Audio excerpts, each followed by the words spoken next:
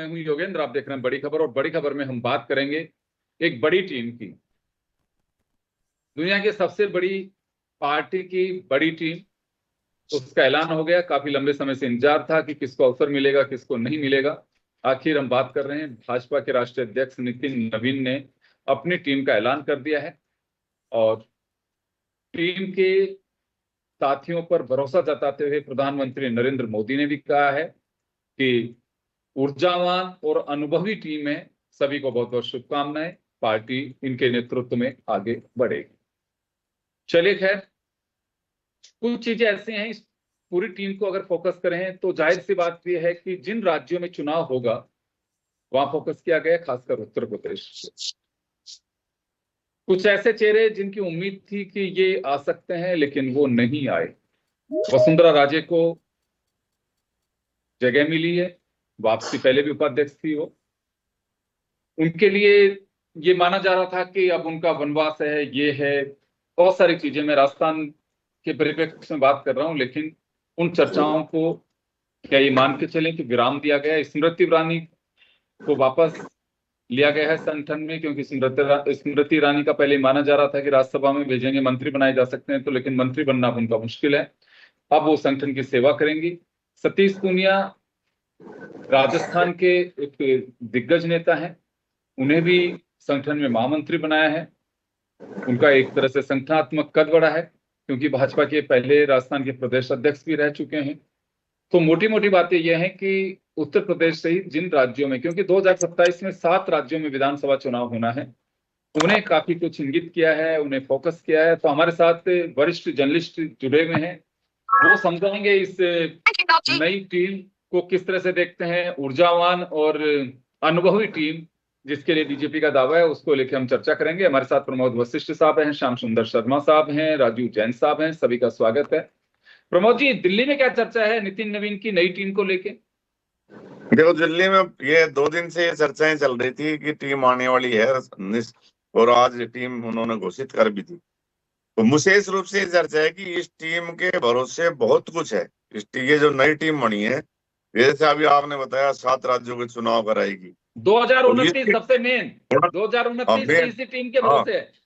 हाँ, वही आ रहा हूँ। 7 राज्यों के चुनाव कराएगी, उसके बाद में लोकसभा चुनाव भी संभव है, इसी टीम के भरोसे है। तो एक बहुत ही सोची समझी, बहुत अच्छी मंथन करने के बाद जो टीम लग तो रहा है ऐसी बनाई गई है।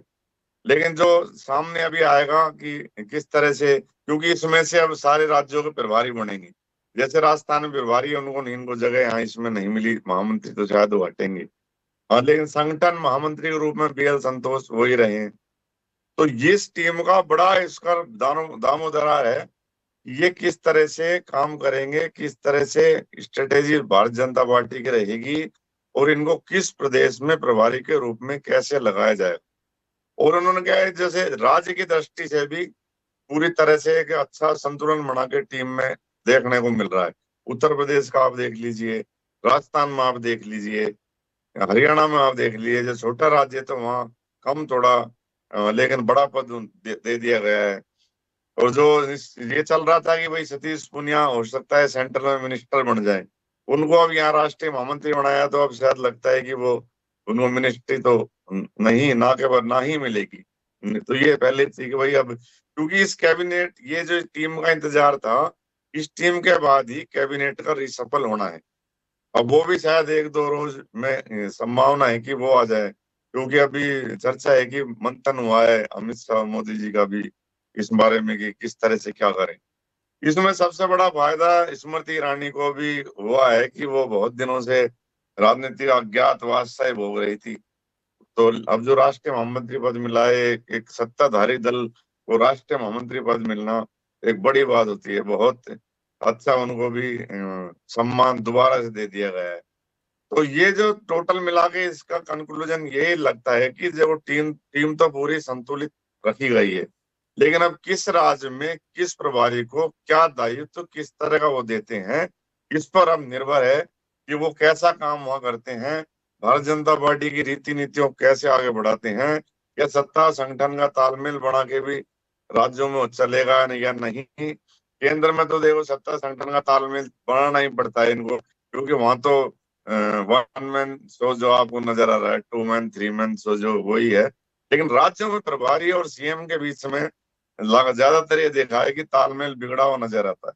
तो ये क्या किस तरह का संतुलन साधते हैं, ये भी एक बड़ी बात होगी। बिल्कुल बिल्कुल, ये टीम तो बनी, आप बिल्कुल सही कह रहे हैं, लेकिन परीक्षा की घड़ी होगी। जिन राज्यों में सामंजस्य बैठाने की, समन्वय की बात होगी, वो बड़ी बात है। क्योंकि कई जगह के, जैसे प्रमोद जी कह रहे हैं कि कंप्लेन है कार्यकर्ताओं की भी, और आपस में प्रभारी के और मुख्यमंत्रियों के बीच में नहीं बन रही, क्योंकि ज्यादातर राज्यों के अंदर भाजपा की सरकार है। तो वहां ये समन्वय बैठाने की भी बड़ी एक चुनौती होगी। रोज रोज टीम नहीं बदली जा सकती कि आज प्रभारी लगा दो, फिर कल हटा दो, फिर परसों लगा दो, फिर हटा दो। ये होना संभव थोड़ा सा बड़ा मुश्किल सा होगा। चले राजीव जी, आपके पास में आना चाहूंगा मैं। आप कैसे देखते हैं इस पूरी टीम को? देखिए योगेन जी, ये करीब 7 महीने के बाद बनी है। अध्यक्ष नितिन नवीन के 7 महीने पहले अध्यक्ष बन गए थे, तो काफी मंथन हुआ होगा इस पर, तो टीम बनाने में। तो एक, जैसा भी प्रमोद जी ने बताया, वैसे संतुलित टीम है। नए लोग भी हैं, अनुभवी लोग भी हैं। अब नए लोगों में हम राजस्थान के संदर्भ में बात करें तो सतीश पूनिया एक नए रूप में जुड़े। एक हमारे एसटी मोर्चा के जो मन्नालाल। अध्यक्ष मन्नालाल रावत, वो राजस्थान से ही सांसद है। और राष्ट्रीय सह कोषाध्यक्ष राजेश मंगल भी राजस्थान से हैं। वसुंधरा राजे तो पूर्व में भी उपाध्यक्ष रह चुकी। और राजस्थान से एक और नाम जो है सुनील बंसल है, वो भी राष्ट्रीय महासचिव बरकरार रखे गए हैं, लेकिन उनको राजस्थान कोटे से नहीं रख के संघ कोटे से भी माना जाता है। तो वो उस रूप में भी है, तो लेकिन है तो मूलतः राजस्थान के ही। तो उस रूप में राजस्थान को काफी बड़ा प्रतिनिधित्व मिला है। अब राजस्थान के जो प्रभारी थे राधा मोहन दास अग्रवाल, वो नई टीम में नहीं है।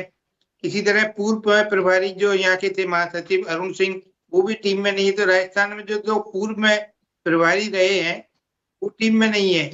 अब उनकी जगह कौन यहाँ प्रभारी बनेगा, तो दारोमदार उस पे है कि वो किस तरीके से राजस्थान को।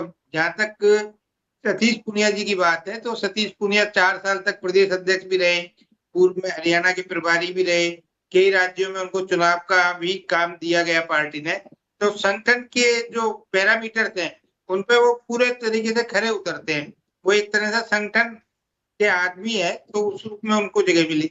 अब एक हमारे यहाँ से राष्ट्रीय सचिव थी अलका गुजर, वो नई टीम में नहीं है।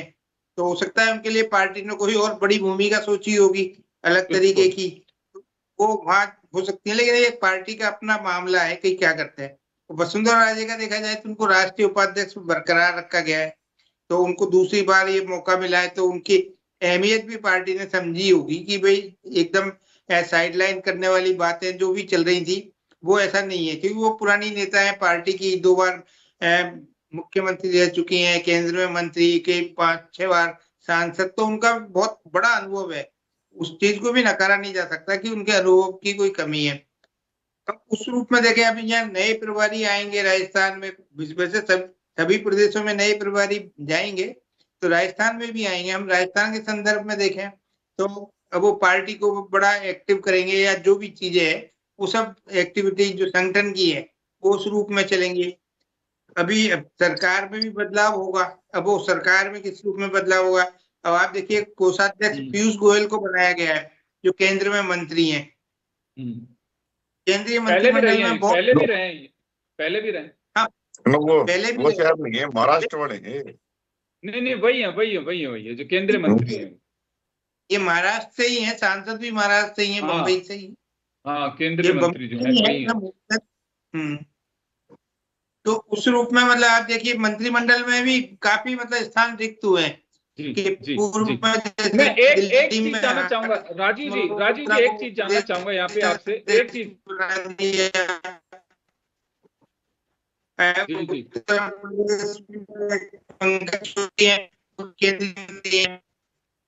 आवाज कट रही है थोड़ी सा। हाँ, थोड़ी आवाज कट के आ रही है राजीव जी की। राजीव जी, मैं एक चीज जानना चाहूंगा, राम माधव की वापसी, क्योंकि बीच में राम माधव को एक तरह से, क्योंकि कई जगह बीजेपी पहले माना जाता था कि कोर टीम में है, संघ से जुड़े हुए हैं और साउथ वगैरह, लेकिन पिछले दिनों में जो चुनाव रहे उन्हें कोई बहुत ज्यादा तरजीह नहीं मिली। लेकिन अब उन्हें वापस से पार्टी के मेन स्ट्रीम में उपाध्यक्ष बना करके और वापसी कराई है। तो ये भी कहीं चौंकाने वाला है कि एक रूटीन मान के चले इनसे हम? नहीं मतलब ये एक उनकी जरूरत महसूस की गई, मतलब पिछले कुछ समय से वो थोड़ा सक्रिय नहीं थे पार्टी के कामों में, लेकिन क्या है कि नॉर्थ ईस्ट के स्टेटों में और खासकर विदेश जो नीतियां हैं उनमें राम माधव का बड़ा मतलब अच्छा एक अनुभव है, उनका ज्ञान है। तो उन नीतियों को भी मतलब कहीं ना कहीं पार्टी स्तर पर किस तरीके से समायोजित किया जाए, पार्टी और मतलब सरकार के बीच में जो चीजें होती है तालमेल वाली, वो कहीं ना कहीं राम माधव एक उसमें अच्छी भूमिका निभा सकते हैं। तो मेरे ख्याल से उनको उस तरीके की जिम्मेदारी दी गई जाएगी जी जी। भविष्य चलिए में। जो भी वैसे अच्छा, राष्ट्रीय हाँ, उपाध्यक्ष जी, बड़ी सीमित भी होती है, ऐसा नहीं है योगेंद्र जी, यदि संगठन की दृष्टि से हम बिल्कुल। चलिए श्याम जी, आपके पास में आना चाहूंगा मैं। नितिन नवीन की उम्र पार्टी का 45 के मतलब आसपास है, उनकी उम्र 45 के आसपास है। तो क्या लगता है जो टीम है, बहुत ज्यादा सीनियर लोगों को भी लेना, ये माना जा रहा था कि आदमी ये देख करके चलता है कि बैलेंस भी करना बहुत जरूरी है। हालांकि 5 बार के वो एमएलए हैं। तो नई टीम में ऊर्जा और अ, अनुभव दोनों की बात कही है पार्टी ने।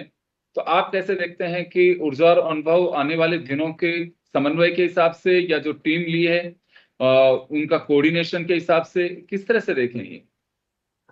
देखिए योगेंद्र जी, निश्चित तौर पे जो नई टीम बनी है उसको 2027 में जो 7 विधानसभा के चुनाव होंगे वो भी कराने हैं, और 2029 के लोकसभा के चुनाव भी उसके कराने बीच 28 में भी 4 राज्यों के होंगे। हैं। हाँ, तो 7 राज्यों का टोटल चुनाव है, उसमें करना है। अब स्थिति ये बन रही है कि देखिए कि पहली बार सारे मोर्चों को चेंज कर दिया है, नए लोगों को लाया गया है। और आप देखें कि राम माधव को और स्मृति ईरानी को वापसी हुई है, पहले थी और वापस से लाया गया है। तो इससे लगता है कि देखिएगा कि यूपी के 8 पदाधिकारी बने हैं, कि यूपी का चुनाव नजदीक है तो वहां के 8 पदाधिकारी बना करके एक चौंकाने, और 2 मुस्लिमों को इसमें स्थान देकर के तय करने की कोशिश की है कि मुस्लिम के वोट कैसे भाजपा लाए। इसलिए क्या टिकट ना इसमें दे क्या है, बीजेपी? टिकट ना दे टिकट चाहे दे नहीं, बीजेपी। लेकिन देखिएगा राष्ट्रीय स्तर पर 2 व्यक्तियों को लाना ये करता है कि भाई हम उसको तरजीह देते हैं, ऐसा नहीं कि उनको हम मानते ही नहीं है। तो ऐसी स्थिति में 4 उत्तराखंड के, 4 गुजरात के, 2 पंजाब के, लेकिन 3 राज्य ऐसे हैं, गोवा, मणिपुर और हिमाचल का कोई व्यक्ति इसमें नहीं है। अब क्यों नहीं रखा मुझे नहीं पता। 62 लोगों की टीम में 12 महिलाएं हैं। 19% करीब, 18.5% बनती है। जो ये महिला शक्ति वंदन की बार बार चर्चा करते हैं, उस चर्चा के अनुसार इस टीम में उनको तरजीह नहीं मिलना एक प्रश्न चिन्ह तो खड़ा करता है बीजेपी के सामने कि केवल आप चर्चा ही करते हैं या महिलाओं को तरजीह देना पसंद करते हैं। अब देखिएगा जिस प्रकार से 14 लोगों को रिपीट किया है, 51 नए चेहरे आए हैं। तो मैं कह सकता हूँ कि आप विनोद तावेकर और सुनील बंसल 2 महासचिव पुराने हैं जिनको बरकरार रखा है। 6 नए लाए हैं, जिसमें स्मृति ईरानी कह दें, सतीश पूनिया कहते हैं, गजेंद्र पटेल कहते हैं, हरीश द्विवेदी कहते हैं, संजय भाटिया कहते हैं। आईटी सेल में जो अमित बहुत चर्चा का विषय बन गए थे, विवादित बन गए थे, उनको इनसे विदा कर दिया है। उनको कहा कि भाई आपकी जरूरत नहीं, हम दूसरे को देंगे स्थान। तो उसकी जगह देखिएगा दीपक को लाए नए को, जो आईटी सेल संभालेंगे। और मैं कह सकता हूँ कि जिस प्रकार से पीयूष गोयल उद्योग मंत्री हैं, पैसे ला सकते हैं, सब कुछ कर सकते हैं, इसलिए कोषाध्यक्ष उसी को बनाया जाता है जो कि कोष की निगरानी भी करे और कोष बढ़ाए भी। तो उनको, और राजस्थान से देखिए आपके राजेश मंगल को सह प्रभारी ला करके एक चौंकाने वाला है कि राजस्थान में भी कोई व्यक्ति है जो कि इसके अंदर शामिल किया जा सकता है, तो शामिल किया गया है। अब देखिए मन्ना राम रावत को देखिए, वो तो अधिकारी थे, अब पहली बार सांसद बने, उनको एसटी मोर्चा संभाला है। पूरे भारत में आप प्रचार प्रसार करो, कितने सक्षम होंगे मुझे नहीं पता, नहीं किस तरीके से लीग बनेगी, लेकिन हाँ निश्चित रूप से लाया गया है कि एमपी से देखिए बंसीलाल गुर्जर को लाया गया है, किसान मोर्चा में लाया गया है। एसटी मोर्चा में, एससी मोर्चा में देखिए शिवेश कुमार को बिहार से लाया गया है, और ओबीसी में मौर्य को लाया गया है, यूपी से लाया गया है। महिला मोर्चा में छत्तीसगढ़ की रूप कुमारी को लाया गया है, और डॉक्टर हेमांश जोशी जो कि गुजरात से आते हैं उनको लाया गया। अब देखिए स्मृति ईरानी यूपी से नहीं, यूपी से तो कई चुनाव लड़ती है इसलिए उनको यूपी का माना जाता है तो वो गुजरात की, इसलिए गुजरात का दबदबा अब दो व्यक्ति शासन पूरा चलाते हैं, वो ही चाहते हैं। तो गुजरात का दबदबा इस संगठन में भी दिख रहा है। अब संगठन किस तरह से अब सही बात है, सारे महासचिव, अब कौन महासचिव या उपाध्यक्ष राजस्थान, बाकी सारे प्रभारी, बहुत सारे प्रभारी को जो विवादित थे, बहुत सारी चीजों में थे, उनको दरकिनार करते हुए हटा दिया गया है। तो अब ये बात सही है कि आने वाला चुनाव किस प्रकार से भाजपा जीते। और अब राजस्थान का सौभाग्य है कि भाई बाहर तो रख नहीं सकते थे, वसुंधरा जी को कोई जिम्मेदारी थी नहीं। बाकी को तो देखिएगा कि रमन सिंह को, और आप देखिए मौर्य, सबको तो उन्होंने विधानसभा अध्यक्ष बना दिया। हमारी वसुंधरा राजे को खुला छोड़ने की बजाय उनको कहा कि भाई 73 साल की हैं, सबसे सीनियर है उसमें, उनको कहा बरकरार रखो रखो, क्योंकि कुछ भी आप चुनाव के दौरान और बाकी की चीजें, क्योंकि बहुत सारी आपने देखी उनकी गतिविधियां दिल्ली में देखी जा रही थी। 15 अगस्त को झंडा फहराया जा रहा था तो वो मुख्यालय में मौजूद थे, उससे लग रहा था कि हाँ उनको तरजीह मिलने वाली, नहीं तो वो जाति कम हुआ करती थी। अब तो निश्चित तौर पर जिस प्रकार से लिया गया है, सुनील बंसल तो है तो राजस्थान से, लेकिन दिल्ली कोटे से लिया गया है, दिल्ली में लिया है। जी अब सुनील बंसल दरअसल तो क्या एक यूपी। श्याम जी, जो मैं समझ पा रहा हूँ, एक बैलेंस करने की भी वो एक कवायद कहें इसे, उसकी वजह यह है कि जैसे आप स्मृति ईरानी का जिक्र कर रहे हैं, क्योंकि पार्टी चाहती है कि उन्हें, उनका ग्लैमर है, तेज तर्रार नेत्री हैं, तो उन्हें उत्तर प्रदेश से ही इंट्रोड्यूस कराना चाहते हैं। कि बहुत कम लोगों को मालूम होगा कि वो गुजरात की रहने वाली हैं, लेकिन चुनाव उत्तर प्रदेश वो से लड़ा गुजरात की उन्होंने। भी नहीं है, तो वो दिल्ली की है। दिल्ली दिल्ली दिल्ली माफ करिएगा, दिल्ली दिल्ली बिल्कुल, गुजरात में हाँ, उनको चुनाव की जिम्मेदारी के लिए उस समय रखा गया था, लेकिन रहने वाली दिल्ली के हैं। उत्तर प्रदेश से वो चुनाव, यानी कि कर्म स्थल जैसे जहां का रखा गया है, उसी को वहीं से कोटे में डाला जा रहा है। तो उत्तर प्रदेश से उन्हें इंट्रोड्यूस कराने के पीछे जो मुझे लगता है कि संगठन और सरकार दोनों का मकसद यही है, आने वाले दिनों में उन्हें और तैयारी करा करके, कोई बड़ी बात नहीं है कि कांग्रेस के दिग्गजों के सामने भी उन्हें एक बार से वापस से उतारा जा सके। ये पार्टी की एक बड़ी कवायद हो सकती है। मैं वापस लौटूंगा आपके पास में, समय थोड़ा कम है, एक एक बार मैं तीनों के पास में आना चाहूंगा। प्रमोद जी, तो चुनाव भी सामने, इसी कार्यकारिणी को देखना है, राज्यों के साथ साथ सबसे मेन फोकस करना होगा इनको, टीम को। और जो मुझे लगता है कि टारगेट और बड़े राज्यों में सीनियर्स को अभी ऑब्जर्वर लगा दिए जाएंगे, ऑब्जर्वर माफ करिएगा, प्रभारी लगा दिए जाएंगे, ताकि 2029 के चुनाव को साधा जा सके। ये अभी की एक कवायद होगी, क्योंकि 27 और 28 के चुनाव राज्यों के चुनाव है, उससे महत्वपूर्ण 29 के चुनाव को मान के चलती है बीजेपी। मैं देखो, सेमीफाइनल तो ये 7 राज्यों में खेलेगी, इसमें कोई दो राय नहीं। लेकिन मैं आप एक बात स्पष्ट कर दूं कि जो भारतीय जनता पार्टी है या कांग्रेस जो भी है, उसमें राष्ट्रीय महामंत्री या फिर अध्यक्ष, इनके अलावा कोई ज्यादा किसी की चलती हो या कोई ज्यादा कहीं दिखता हो, ये नजर नहीं आता। आप राजस्थान को ले ले, वसुंधरा राजे उपाध्यक्ष थी राष्ट्रीय पिछली बार, जैसे तो उनको कितना उन्होंने कहाँ काम किया, क्या आपने देखा होगा, क्या है क्या नहीं है। ये भारतीय जनता पार्टी में तो अब पूरा ये बन गया है कि कोई भी अध्यक्ष बैठा दे, वो सिर्फ बैठे रहेंगे, थर पे गए हैं, काम कोई और कर रहे हैं। सारा काम संगठन सत्ता का जो काम है, सारा देश जानता है कि कौन करते हैं। राजनीतिक गलियारों में ये चर्चा पूरी तरह से चली हुई है। तो ये जो बनाया गया है, इसको है ना पूरा संतुलन साध के बनाया, ऐसी बात नहीं है कि उनको भाई कहाँ किसको एडजस्ट करना है। उनको जैसे आपने भी बताया कि उनको मजबूत करने के लिए महामंत्री, राष्ट्रीय महामंत्री का पद दिया है, हो सकता है यूपी में लड़ाएं, तो निश्चित रूप से उनको यूपी में चुनाव में पेश किया जाएगा, इसमें कोई दौरा ऐसा लग नहीं रहा। और ये इसमें ये ही जो चेहरे हैं, इनमें ही भावी मुख्यमंत्री छिपे हुए हैं, इनमें ही भावी बड़े कद्दावर जो नेता बनने वाले हैं वो चेहरे छुपे हैं। ये एक तरह से ये तस्वीर है। वरना तो चलना तो बस राष्ट्रीय महामंत्री भी अपने जो बनेंगे किसी प्रदेश के प्रभारी, तो उन प्रदेशों में जाकर रिपोर्ट ला कर रख देंगे। करना वही है जो आला कमान जो करते आ रहे हैं, वहां से जो होता है, ये स्पष्ट रूप से है। तो ये जो कार्यकारिणी वैसे देखा जाए, अब आप जैसे कह रहे थे उनकी उम्र कम है, लेकिन ये अभी तक जो उनका पद लेने के बाद में इनको देखा है, तो नितिन नवीन एक सुलझे हुए नेता लगते हैं। भाषण में भी आप देखें, वो पूरी तैयारी के साथ मैंने बहुत एक्सपीरियंस रखता है। हाँ, एक्सपीरियंस और बड़ी सुलझे हुए भाषण, सटीक भाषण। और जो कम उम्र के बारे में तो मोदी जी पहले ही संकेत दे चुके फर्स्ट बार में ही कि ये मेरे बॉस हैं। तो अब किसी की बड़े उसकी तो हिम्मत इसमें हो ही नहीं सकती।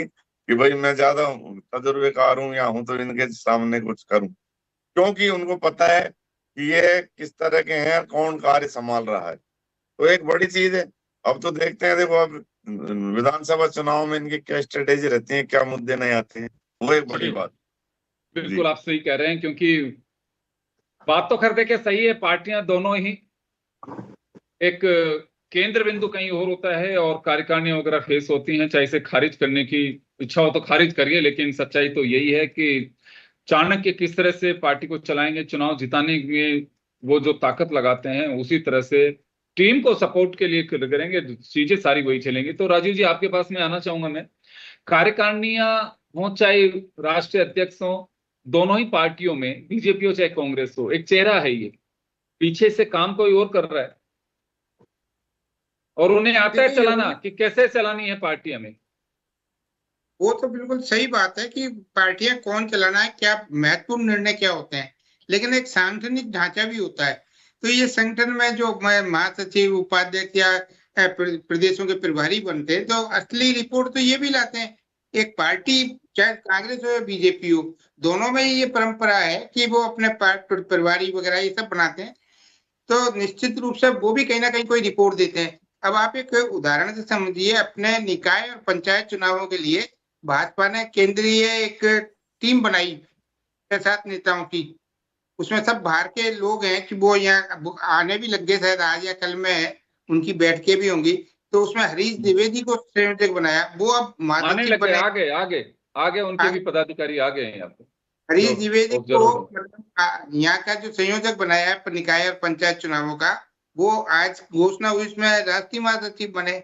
रोहन गुप्ता को उसमें सदस्य बनाया है, वो राष्ट्रीय सचिव बने हैं। मतलब आप और भाजपा रोहन की गुप्ता भी को भी गुजरात के कोटे से उन्हें लिया गया है। हाँ, तो मतलब आप देखिए, मतलब उन इन नेताओं को पहले से ही कहीं ना कहीं जिम्मेदारियां देना शुरू कर दिया था पार्टी ने। तो अब वो आने वाले समय में हो सकता है कि हरीश द्विवेदी, रोहन गुप्ता वगैरह राजस्थान के प्रभारी, सह प्रभारी के रूप में हमको दिखने लग जाए, क्योंकि अच्छी बात। पार्टी शुरुआत ऐसे ही करती है, बड़े दल की इनको भेजते हैं। चाहे निचले स्तर के जो कार्यकर्ता होते हैं जिले के, प्रदेश के, तो वो डायरेक्ट तो ऊपर जो निर्णय करने वाला बॉडी है, जो आला कमान जिसको हम कहते हैं, उससे तो सीधा जी डायलॉग बहुत कम हो पाता है।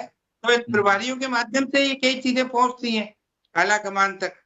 तो आला कमान जो फीडबैक चारों तरफ से लेता है, उसके बाद अपना निर्णय जो भी है निर्देश उस रूप में लेता है, क्या करना है क्या नहीं करना है। अब बड़े डिसीजन चाहे प्रदेश अध्यक्ष बनाना हो या मुख्यमंत्री बनाना हो, तो वो तो तय बात जी है, आप और हमको पता है कि वो कहाँ से होता है फैसला।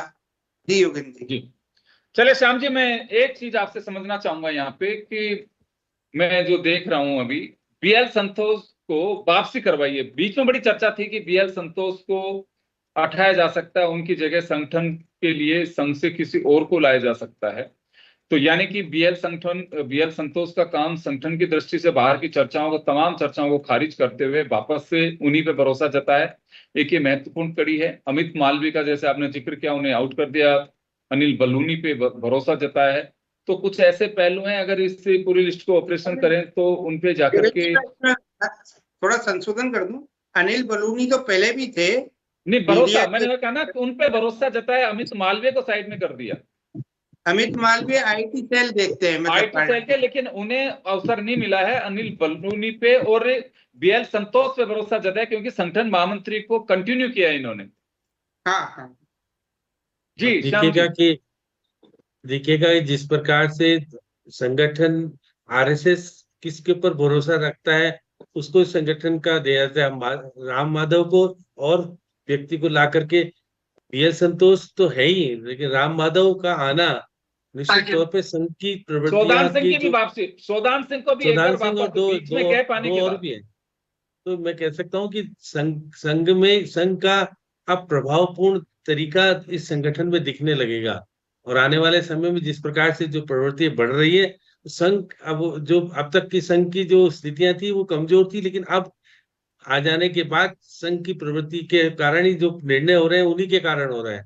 तो कह सकता हूँ कि आने वाला संगठन जिस प्रकार से बदलाव आया है, नए लोगों को जिम्मेदारी देने से पुराने लोगों में कुछ चीजें की प्रवृत्ति आई जाती है, कमियां भी आ जाती है, बहुत सारे चीजें शिकायतें भी थी जिसके कारण से हटाया जाना भी ठीक है, नए लोगों से प्रगति का रास्ता भी खुलता है, और अगर नए लोगों को आप जगह नहीं दोगे तो फिर संगठन की दृष्टि से बढ़ोगे कैसे? तो उनको प्रभावशाली बनाने के लिए नए लोगों का लाना, और पुराने लोगों को हटाए जाने का मतलब ये नहीं कि भाई हटा देने का मतलब है कि भाई आपने सब कुछ देख लिया, अब उनको राज्यसभा भी दे दी, सब कुछ कर दिया, तो जिस तरह से विनोद तावड़ेकर को रखा है ना, जिस तरह से रखना चाहिए था, बीच में तो नहीं था, जो अब उनको रखा, तो कह सकते हैं कि आने वाला कल निश्चित तौर पर यूपी चुनाव सबसे महत्वपूर्ण है, उत्तराखंड का चुनाव बिल्कुल। महत्वपूर्ण है, पंजाब का चुनाव वहां की महत्वपूर्ण है। लोकसभा की इस सीटें कई राज्यों को कवर कर जाती है अकेली। तो ऐसी स्थिति में भाजपा ने उस प्रदेश को महत्वपूर्ण मानते हुए सुनील बंसल को वापस से लाने का मतलब यूपी जीतना है, तो यूपी जीतने के लिए सुनील बंसल पहले भी रहे और अब भी होगा। वहां पर स्मृति ईरानी क्योंकि पार्लियामेंट मेंबर वहां से जीती हैं, अब दोबारा से उनको सक्रिय, आपने देखा बंगाल के चुनाव में सक्रियता दिखाई थी उन्होंने, और वो सक्रियता अब यूपी के चुनाव में दिखाने के लिए स्मृति ईरानी का लाना, और जातिगत जो समीकरण बैठाने के लिए अलग अलग जाति के लोगों को लेकर के बताने का प्रयास किया है कि भाजपा आने वाले कल को हम वोटों की राजनीति, ओबीसी बहुत ज्यादा ध्यान देकर के इसमें दिया गया है, तो ये चुनाव बिल्कुल। प्रवृत्ति में देखिए, आपने रणनीति। सही कहा कि आपने पहले बहुत सही बात कही कि कई चीजें इस पर खड़ी हो गई हैं, जैसे कि 33% आरक्षण की बात की जा रही है, लेकिन महिलाओं को वो स्थान नहीं मिला कार्यकारिणी में जितना मिलना चाहिए था। और दूसरा, आपने कहा कि संघ काफी बारीकी से इन चीजों को देख करके और अपनी तरफ से भी काफी इसमें पहल की गई है, यानी कि एक मंथन जो कई महीने से चल रहा था उसका निचोड़ अब सामने आया है। अब कार्यकारिणी के सामने भी चुनौतियां हैं, हालांकि मूल चुनौती जो है वो पीछे से जो एक रचनाकार होंगे उनके सामने भी होगी, और आने वाले दिनों के चुनाव सबसे बड़ी चुनौती होंगे। 27, 28 और 29 का चुनाव इसी कार्यकारिणी के भरोसे लड़ा जाएगा, तो वो रिजल्ट सामने आएंगे। मैं छोटे छोटे चुनाव की बात नहीं करता है कि निकाय के चुनाव में क्या होगा, पंचायतों के चुनाव में क्या होगा। बड़े कार्यकारिणी और बड़े चुनावों की चुनौतियां इनके सामने होंगी, और वही सबसे बड़ी चुनौती से बाहर निकलना इनके सामने एक परीक्षा की घड़ी होगी। सभी का बहुत बहुत शुक्रिया। बड़ी खबर में इतना ही, दीजिए इजाजत, नमस्कार।